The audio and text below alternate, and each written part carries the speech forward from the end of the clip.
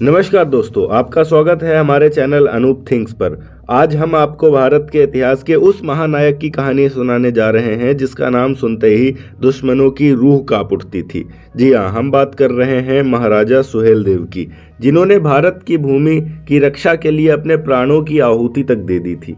यहाँ पर हम बात करेंगे महाराजा सुहेलदेव के परिचय के बारे में। सबसे पहले जो लोग उन्हें नहीं जानते, महाराजा सुहेलदेव श्रावस्ती के राजा थे। उनका जन्म 11वीं शताब्दी में हुआ था। वे बहादुर, धर्मपरायण और रणनीतिकार राजा थे।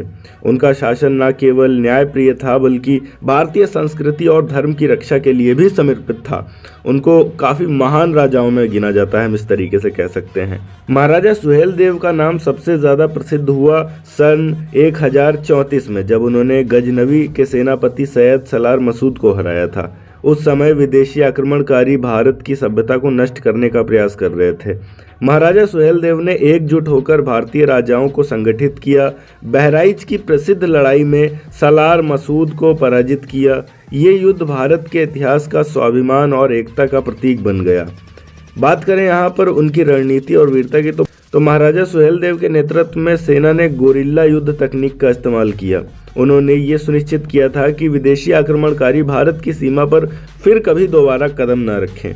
उनकी योजना और साहस ने भारतीय योद्धाओं को नई ऊर्जा दी थी। यदि बात करें उनकी विरासत और सम्मान की, तो आज भी महाराजा सुहेलदेव को उत्तर प्रदेश के विभिन्न क्षेत्रों में महानायक के रूप में पूजा जाता है।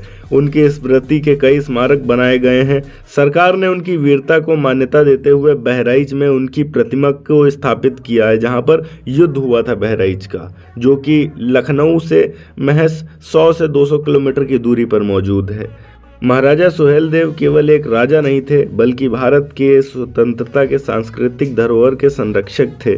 उनकी कहानी हमें बताती है कि जब देश पर संकट हो तो एकजुट होकर मुकाबला करना चाहिए। महाराजा की यही तकनीक थी कि जब बाहरी विदेशी आक्रमणकारी आक्रमण करते थे हमारे देश पर, तो वो आसपास के जितने भी राजा होते थे उन सभी को संगठित कर लिया करते थे, जिस वजह से वो संगठित होकर युद्ध लड़ते थे और दुश्मन को हरा देते थे।